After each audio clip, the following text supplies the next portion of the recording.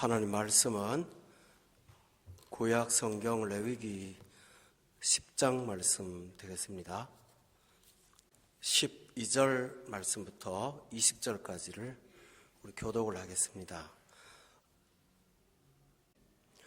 오늘 내용을 객관적으로 먼저 말씀을 드리겠습니다.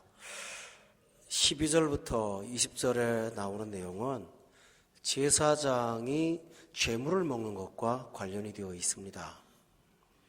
그런데 11장을 들어가서 여러분이 한번 보십시오.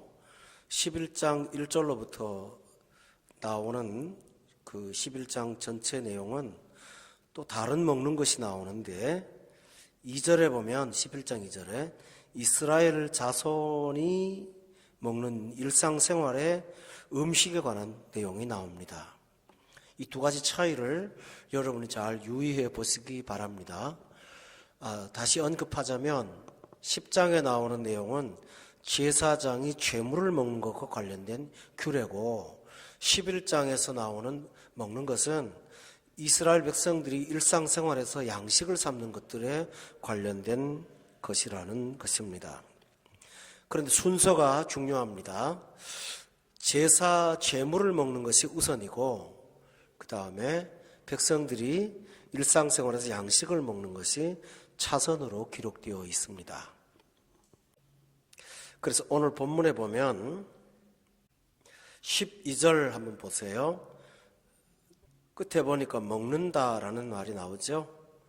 또 13절도 보면 그것을 거룩한 곳에서 먹으라라고 되어 있죠. 또 그 다음에 또 몇 절에 먹는다라는 말씀이 나오냐면 18절에 찾아보시면 끝에 보니까 거룩한 곳에서 먹었어야 했을 것이니라. 또 19절의 하반절에도 보면 내가 속죄제물을 먹었더라면 좋았을 것이다 하면서 먹음에 관한 단어가 4번이나 등장을 하고 있습니다. 그러면 제물과 제사와는 어떤 관련이 있을까요? 여러분, 우리가 제사를 드릴 때 그 5대 제사 가운데 전부 다 태우는 제사가 있고 제물을 먹는 제사가 있었습니다. 전부 다 태우는 제사는 번제요. 나누어서 먹는 것은 화목제입니다. 화목제에서 먹는 것은 제사가 끝난 다음에 먹는 것으로 보면 안 되고요. 먹는 것도 제사에 포함되어 있다라는 것입니다. 이것이 굉장히 중요합니다. 번제로 드리는 것은 드려서 태워서 없애는 것까지, 죄를 갖다가 버리는 것까지가 제사입니다. 그런데 이 화목제는 제물을 갖다가 먹는 것까지가 바로 제사입니다. 따라서 제사는 그 제물에도 중요함이 있지만은 그것을 처리하는 방식도 중요하다는 것입니다. 왜 그러냐 하면 번제를 드릴 때 제물을 태운다고 하는 것은 죄를 싹 없애서 정결케 한다라는 의식을 갖기 때문입니다. 그런데 화목제는 무엇일까요? 먹음을 통해서 예수 그리스도께서 당신을 우리에게 양식으로 주셨으니 우리가 그 양식을 먹고 영생하는 떡을 먹고 결코 줄이지 않는다는 것을 신앙으로 고백하는 것입니다. 따라서 이런 처리 자체가 대단히 중요하다라는 것을 말씀드리겠습니다.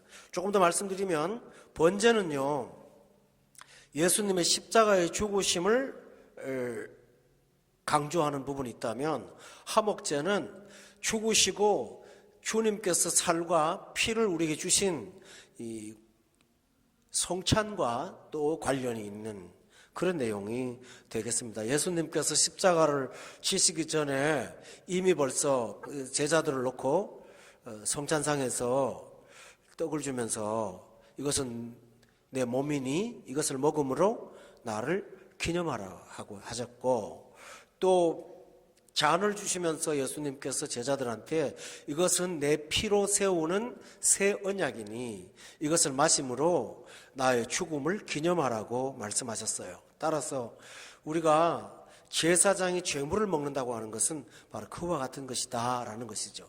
우리가 예수님을 믿어요. 그 믿음이라고 하는 것은 신앙을 가져요.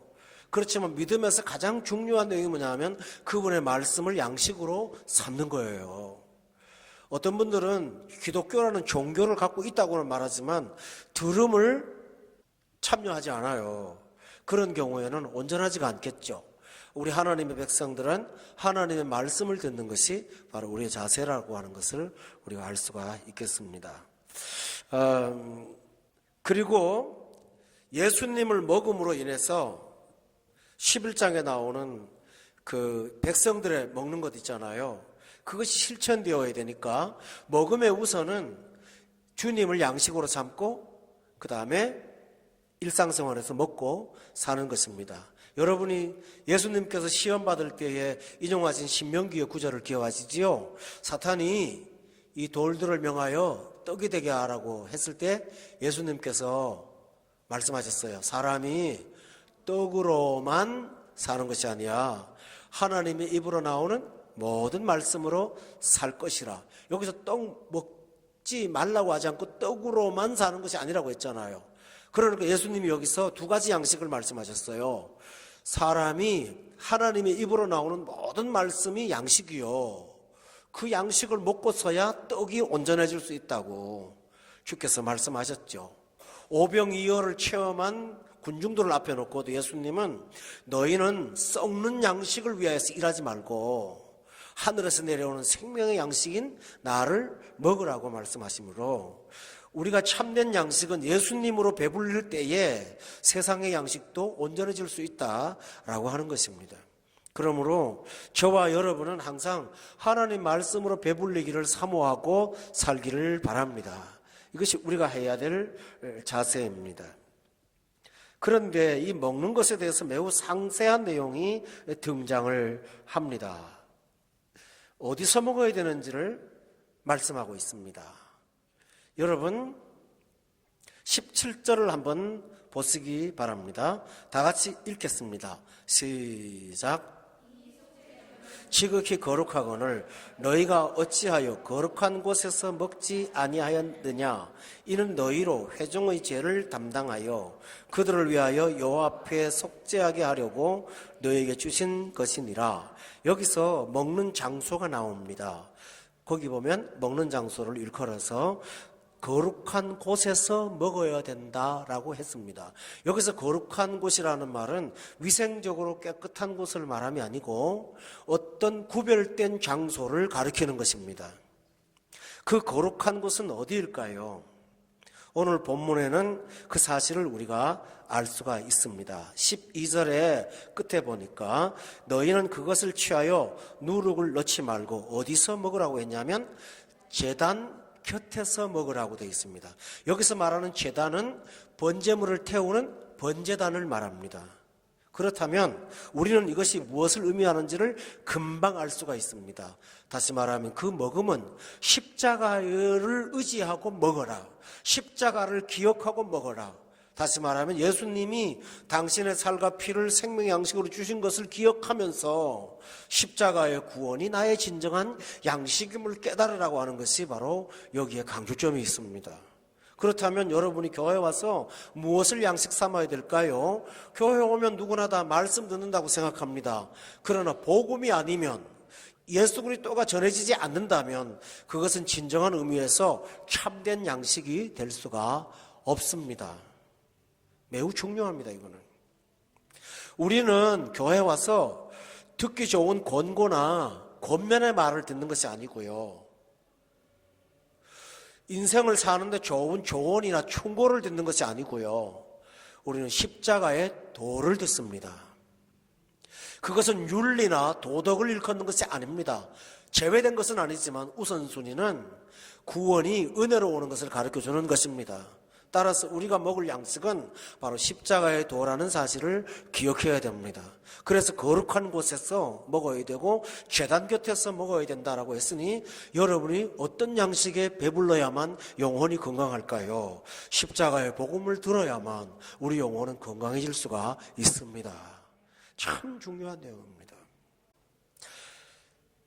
17절에 보면 거룩한 곳에서 이 속죄 제물은 지극히 거룩한 것이기 때문에 거룩한 곳에서 먹어야 된다고 했습니다. 여기서 속죄의 제물은 예수님 자신을 가리킵니다. 그런데 지극히 거룩한 것이라고 지칭함으로 천하 인간의 구원받을 만한 이름을 주신 이름이 없고 오직 예수만이 구원자이심으로 지극히 거룩한 것입니다. 따라서 우리가 예수님을 양식으로 삼지 않고 다른 것을 대안으로 삼아서는 줄이고 목마르고 배고플 수밖에 없습니다. 많은 성도들이 교회를 다니면서도 그렇게 귀한 말씀을 들은 것 같은데도 배가 고파하는 까닭이 뭘까요? 그것은 예수 그리스도를 양식으로 삼지 않았기 때문입니다. 여러분은 복음을 들으면서 지극히 거룩한 제물을 먹고 마신다는 사실을 기억하기를 주의 이름으로 축원합니다. 또 하나 중요한 사실은 먹고 마시면 내일 수요일 공부안에서 할 겁니다만 로마서 6장에 나오는 매우 중요한 원리가 있습니다. 우리가 예수님을 양식으로 삼았다라고 하는 것은 단순히 그분으로 배불린다는 뜻만은 갖고 있지 않습니다. 이것은 굉장히 중요합니다. 로마서 6장을 찾아보십시오. 5절 말씀해 보면 다 같이 읽어봅시다.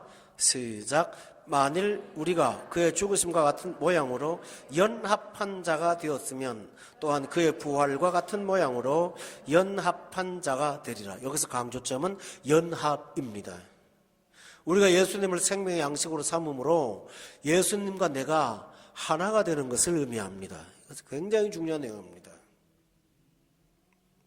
여러분 계시록 3장 20절 외우시죠? 제가 하도 많이 말을 해서 여러분 알 거예요. 내가 문 밖에 서서 두드리노니 누구든지 내 음성을 듣고 문을 열면 내가 그에게 들어가 그로 더불어 먹고 그는 나로 더불어 먹으리라. 예수님을 영접한 사람은 예수님과 함께 먹는 식구가 되었다는 것을 강조하고 있지 않습니까? 따라서 우리가 그 식탁에 참여하는 것은, 말씀에 참여하는 것은 주님의 몸을 나누어 가지는 귀한 연합을 의미하고 있습니다. 따라서 이것이 얼마나 소중한가라는 것을 우리가 다시 한번 깨달을 수가 있습니다. 그런데 두 번째는 어떻게 먹는가에 관한 내용이 되겠습니다. 첫 번째는 어디서 먹는가를 배웠다면 두 번째는 이 제물을 어떻게 먹어야 되는가. 12절 말씀에 보면 화제물 중 소재에 남은 것도 지극히 거룩하니 너희는 그것을 취하여, 그 다음에 뭐라고 그랬나요? 누룩을 넣지 말고 제단 곁에서 먹어라 라고 했습니다. 누룩은 밀가루를 발효시켜서 부풀게 합니다. 그래서 맛이 나게 합니다. 밀가루 덩어리는 맛이 없습니다. 여기서 중요한 원리가 있습니다. 복음의 능력은, 복음의 말씀은 맛으로 먹는 것이 아니고 양식으로 먹는 것입니다. 오늘날 현대 교회들이 강단에서 맛을 자꾸 주려고 합니다. 맛있게 하려고 합니다. 말도 멋있게 하고 듣기에도 맛있게 합니다. 맛있게 먹었는데 배고파요. 왜 그럴까요? 뻥튀기 먹었거든요. 배가 안 부르거든요. 제가 개인적으로 콜라 좋아합니다만 사실은 콜라는 맛으로 먹는 거지 영양으로 먹는 거 아니지 않습니까? 알면서도 못 끊습니다. 그래서 집에서 우리 사모님께서 물을 끓여서 저에게 어떤 영양분 있는 걸 준다면 그것은 맛은 없습니다. 뭘 넣었다고 하는데 냄새도 이상하고 뭐 그런 거 있죠. 콜라 먹고 싶지 그거 먹고 싶지 않습니다. 그러나 맛으로 먹는 거는 양식이 안 되고 영양으로 먹는 것만이 양식이 됩니다. 따라서 하나님의 말씀이 가끔은 우리한테 거북스러울 때가 있습니다. 십자가의 도는 걸리는 것이고 거침돌입니다.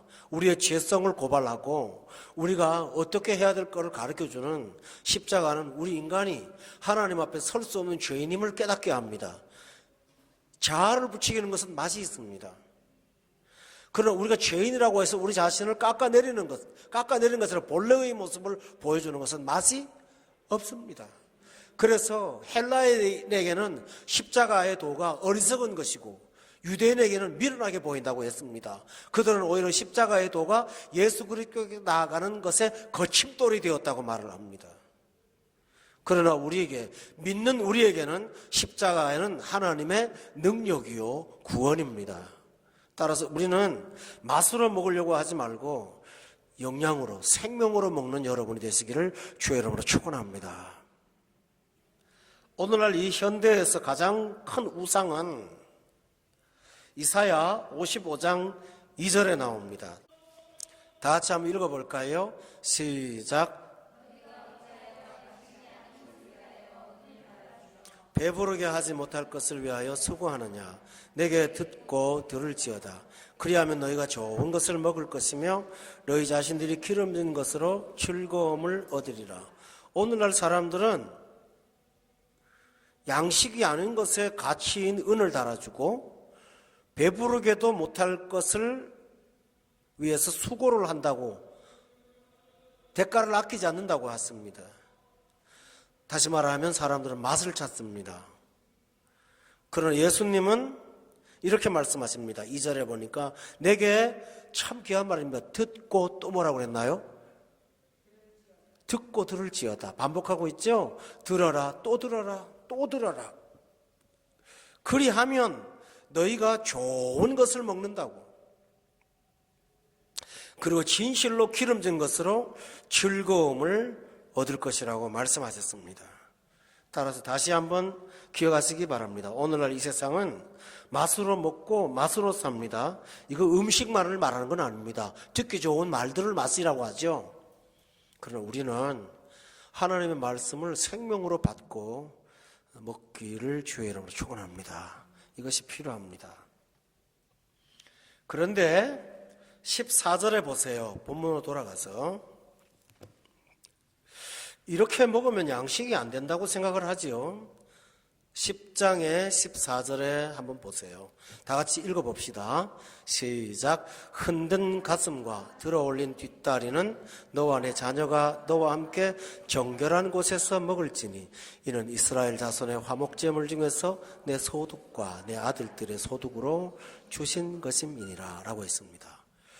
여러분, 제물을 먹는 과정에서 아론과 그의 아들들은 화목제로 바쳐진 것을 먹습니다. 그렇죠? 그런데 이것은 단지 형식만이 아닙니다. 오늘 본문 14절에 보면 이것을 일컬어서 하나님이 뭐라고 하십니까? 소득이라고 말을 했습니다. 성도 여러분, 예수 믿는데 많은 초신자들이 걸림돌이 되는 것은 교회 가면 돈이 안 생겨. 바쳐야 돼. 교회 가면 돈을 벌고 일하는 행동을 중단하고 멈춰야 돼. 그래서 세상적으로는 손해야. 정신적인 가치 때문에 가기는 가지만 물질적으로는 실제로 손해를 입는 거야 라고들 생각을 합니다. 그래서 어떤 행동을 하느냐 하면요, 아무 문제 없을 때는 교회를 가지요. 근데 어떨 때는 놀러를 갑니다. 왜냐하면 맛을 봐야 되니까. 교회 가는 것보다 놀러 갑니다. 그러다가 직장이나 어디 일이 바쁘면 교회 안 갑니다. 왜 그럴까요? 어차피 거기는 생기는 데가 아니고요. 돈 생기고 양식 생기는 데는 세상이라고 생각합니다. 그러나 오늘 본문을 기억하셔야 됩니다. 아론과 그 아들들이 제물을 먹는 행사에 참여를 해서 제사를 지냅니다. 그런데 그것이 어느 정도 풍부했냐면 오늘 14절에 보니까 그것이 뭐라고 그랬나요? 소득이라고까지 말했습니다. 여러분, 예수 믿는 것이 잘 사는 겁니다. 아멘. 잘 사는 거 빼놓고 정신적인 은혜, 종교적인 만족 얻으려고 교회 다니는 거 아닙니다. 예수님이 실제 우리의 삶입니다. 예수님 뭐라고 그랬죠? 양으로 하여금 생명을 얻고 빌빌거리고 살게 한다고 하지 않고 풍성케 한다고 말씀하셨습니다. 이 풍성은 정신적 만족만을 말하는 게 아닙니다. 성경에 보면 예수님이 물질의 기적을 일으킬 때는 항상 공통점이 있어요. 넘쳐요, 넘쳐. 조금씩 주는 게 아니라 먹고 배불러서 남을 만큼 넘치도록 하시는 게 주님이 하신 일입니다. 베드로가 물고기 잡을 때 깊은 곳에 가라고 했습니다. 아침거리 적당히 잡아서 기적이라고 할 수도 있겠습니다만 그물이 찢어지고 2배가 잠기게 되었습니다. 예수님이 하는 기적은 우리에게 물질적으로도 넘치도록 하십니다. 따라서 믿음 안에 영과 육의 풍성함이 있다는 사실을 믿기를 바랍니다. 우리가 신앙생활을 하는 것이 우리의 소득임을 믿으세요? 얼마나 중요한지 몰라요. 주의 군사로 다니는 자가 하나님부터 월급 받습니다. 생활에 얽매이지 않도록 하시는 분이 하나님이심을 믿으세요? 바로 이것입니다. 따라서 종교와 신앙과 삶을 분리하지 마세요. 여기에 여기가 있습니다. 내 영혼이 잘 되면 범사가 잘 되고 강건해집니다. 영혼이 잘 됨과 범사에 잘 되면 따로 떼어져 있는 것이 아니라 우선순위가 영혼이 잘 되고 나면 어떻게 될까요? 범사가 잘 됩니다. 돈이 많이 들어올까요? 그럴 수도 있습니다. 어려운 일이 형통해질까요? 그럴 수 있습니다. 형통케 해서 하시는 일도 있습니다. 그러나 또 하나 있습니다. 헛된 일에 낭비하지 않으므로 똑같은 물질 갖고도 풍요하게 살 수 있습니다. 아멘. 우리가 은혜로 만족을 하다 보면요, 세상의 맛 같은 게 점점 사라집니다. 제가 예를 하나 들까요? 불신의 문화가 있는 나라일수록 조미료 문화가 발달되어 있어요. 향료가 발달되어 있고 향신료가 발달되어 있어요. 대표적인 예로 인도가 얼마나 향신료가 강합니까? 중국이 얼마나 조미료가 뛰어납니까? 그러나 청교도의 신앙이 들어간, 기독교 신앙이 들어간 데는 맛이 별로 없습니다. 뭐 특별한 게 없어요. 미국 가보면 미국이 좋다 나쁘다는 얘기 아닌 게 아니에요. 어딜 가나 맨날 맥도날드에 뭐 그거밖에 없어요. 먹을 게 특별한 게 없어요. 뭘 해도 양념이 별로 없어요. 그냥 소금에다 구워 먹고 말죠. 내가 그게 좋다 나쁘다 그런 말을 하는 게 아니에요. 왜 향신료가 발달할까요? 사람이 자극을 원하는 거예요. 자꾸. 그런 은혜를 받은 문화일수록 자극을 필요로 할까요? 그러지 않아요. 그래서 단순한 거예요. 옷도 마찬가지예요. 불신 문화의 나라일수록 옷의 색깔이 굉장히 화려하고 현란해요. 촌스러울 정도로 현란해요. 아시죠? 인도에 가면 색깔의 문화가 보통 없습니다. 중국의 문화도 보면 얼마나 빨갛고 노랗고 그렇습니까? 제가 대표적인 예를 듭니다만 그 외의 나라들도 많이 있습니다. 그러나 지성사회, 문명사회로 갈수록, 국가가 선진사회로 갈수록 그런 것들이 점점 촌스러워지면서 사라집니다. 사람들이. 제가 드리는 말씀은 예수님을 양식으로 삼으면 다른 것으로 채울 필요가 없다라는 것입니다. 그래서 풍성하게 살 수가 있습니다. 할렐루야. 은혜 받고 나면 가계부가 정리가 잘 될 거예요. 돈이 덜 들어요. 그렇게 어딜 돌아다니지 않아도 돼요. 가봤자거든요. 가서 느끼는 게 뭔지 압니까? 해 아래 새 것이 없나니 그러고 오는 거예요. 그런 은혜를 받고 나면 매일 아침에 뜨는 태양도 그렇게 기쁠 수가 없어요. 그래서 전도서 기자는 해를 보는 즐거움이 있다고 했습니다. 아멘. 제가 다른 말을 너무 많이 했습니다만 어쨌든 제가 드리는 말씀은 우리가 하나님에게 뭡니까? 예배를 드리며 주님 앞에 사는 것은 바로 우리의 소득이 된다는 사실을 제가 가르쳐 드리는 것입니다. 그래서 14절에 보면 이스라엘의 하목제물 중에서 너의 소득과 내 아들들의 소득으로 주신 것이라고 말씀하시므로 아론의 삶은 결코 부족하지 않았다는 것을 말씀하고 있습니다. 사랑하는 교우 여러분, 주님을 잘 섬기는 것이 풍성한 생활의 비결임을 기억하시기를 바랍니다. 11조의 삶을 한번 살아보실 때 기억하실 거예요. 참 신기하죠. 드리고 사는데 모자람이 없어요. 못 드리고 사는, 안 드리고 사는 건 아니죠. 못 드리고 사는 거라 제가 알고 있어요. 이상하게 모자라요. 따라서 오늘 이 본문에서 굉장히 중요한 강조점은 주님을 사랑하고 섬기는 것이 풍성의 비결임을 기억하고 나의 소득이라는 거 믿으십니까? 여러분 기억하세요? 아브라함이요, 조카 롯과 분쟁이 일어나서 떠나요. 롯이 좋은 땅 차지해갖고 아주 좋은 데 갔어요. 아브라함은 험악한 산지에 남았어요. 그때 하나님께서 아브라함을 데리고 나가서 별 봐라. 네 자손이 이렇게 많을 거야. 라고 말씀하시는 거예요. 그러면서 그 다음 절에 뭐라고 하는지 압니까? 내가 너의 상급이야. 기억나세요? 내가 너의 상급이야. 내가 너한테 뭘 줄 게 아니라 너에게 내가 상급이야. 라고 말한 겁니다. 이보다 더 귀한 게 어디 있습니까? 복의 근원이신 하나님이 나의 복이 되어주심을 찬양합시다. 아멘. 이것이 바로 믿는 자에게 주시는 풍성함입니다. 아멘이세요? 놀랍습니다. 참 기가 막히고 놀라운 게 한두 가지가 아니에요. 오늘 마지막 본문을 말씀드리고자 합니다. 오늘 색다른 사건이 하나 나옵니다. 16절부터 21절에 보면 오늘 제사장이 먹는 문제를 다루었는데 16절을 다 같이 한번 읽어보세요. 시작.